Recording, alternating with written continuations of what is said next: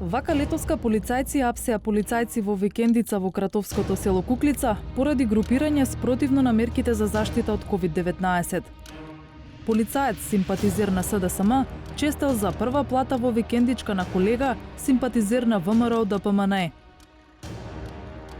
Неколку месеци подоцна, еден од славениците за 360 степени призна морална, но не и кривична одговорност за собирот. Сега во судска постапка се обидуваат да докажат дека нивните колеги не смееле да ги апсат на приватен имот. Во моментот на апсењето не постои уредба за организирање прослави на приватен имот, што и сега во моментот владата кога правеше обиди за приватен имот не им успеа бидејќи било противуставно. И па ако е противуставно сега, било противуставно и пред неколку месеци. Во случајот остана нејасно кој побарал полициска интервенција. Куклица е село од разбиен тип, а единствениот близок сосед кажа дека во нивна одбрана ќе се појави и на суд. Се собра тука неколку луѓе дента, као нормално како секој ден, немало никакви причина за пријава за вознемирување. Но сторијата која навидуме комична добива се посериозни димензии. Еден од доапсените тврдеше дека акцијата во Куклица е одмазда за казна за нерегистрирано возило на заменик командирот, член на спротивен политички табор. Сега 5 минут групата уапсени добиле и прекоманда. Купно 5 полициски службеници од таа група се преместени на работа сите во Куманово. Прекомандата сама по себе не е новина. Оти Законот за внатрешни работи предвидува дека секој вработен, по потреба, може да биде пратен на работа надвор од местото на живење и до 6 месеци, но тоа може да се случи само еднаш во 4 години. Тоа не е случај со сите кратовски полицајци кои добиле трајни решенија. За еден од нив ова е трето преместување за помалку од 4 години. Првпат во 2017 година неколку месеци работел во Куманово, што го смета за единствено регуларно преместување. 2 години подоцна, во 2019 е распореден во Танушевци. Кои итни неодложни задачи Александар ги извршувал во Танушевци, тоа е апсурд, тоа е пратено само за малтретирање и тоа го прави баш помеѓу два изборни круга. Месецов е испратен од матичниот град Кратово на трајна работа во Куманово. По третото распоредување ќе се алармира на повеќе нивоа. Александар ќе поднесе до второстепена на влада за дека решението е незаконски. Меѓутоа знаете каде те тужи, каде те суди. За тоа ќе извести и Хелсиншки комитет, народен правобраникот, ќе напише писмо до Канцеларијата на Европската унија во Република Македонија и до Американската амбасада со цел како релевантни фактори да ги запознае за тортурите кои што ги врши министерот. Но незаконските распоредувања не се ретки. Друг вработен во кратовската полиција тужел затоа што 2 пати за 4 години бил преместуван. Судот ја усвоил тужбата и го задолжил МВР да го врати полицајецот на работа во местото на живење и да му надомести трошоци за судската постапка.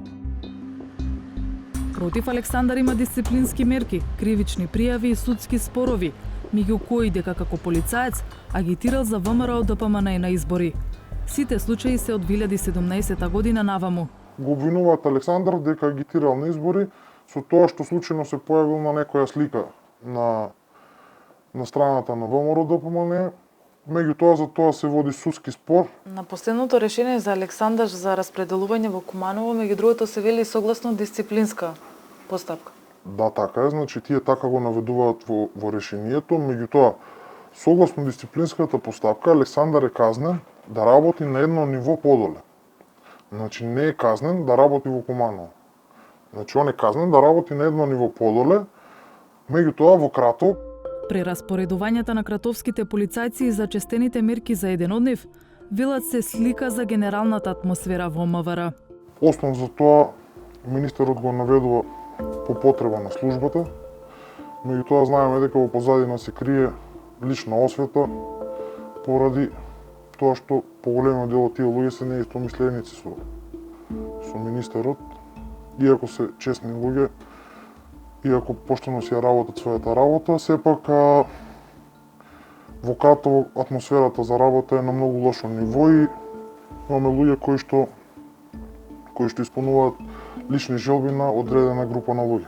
Зошто министерот би се занимавал со Кратово конкретно? Па не знам.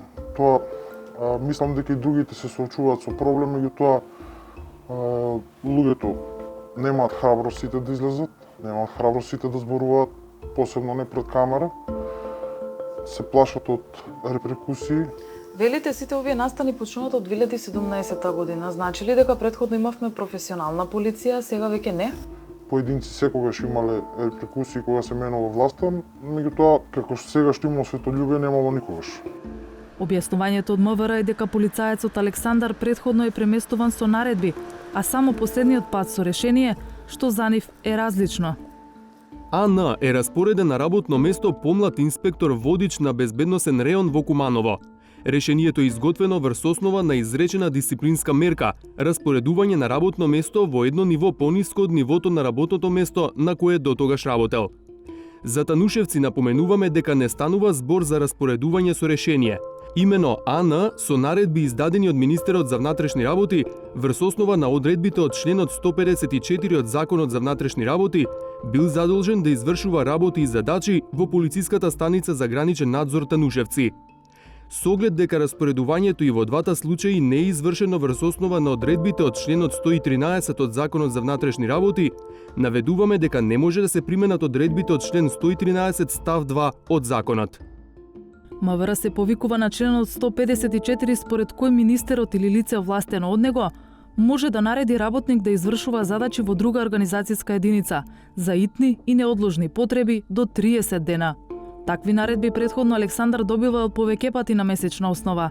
Затоа и подолго работел во другите места, иако како што самиот вели, не видел ништо итно и неодложно во тоа. Она што МВР не го одговори е зошто токму полицајците апсени во Куклица сега трајно се разместуваат од Кратово во Куманово. Нема коментар ниту на обвинувањата за партиски реваншизам.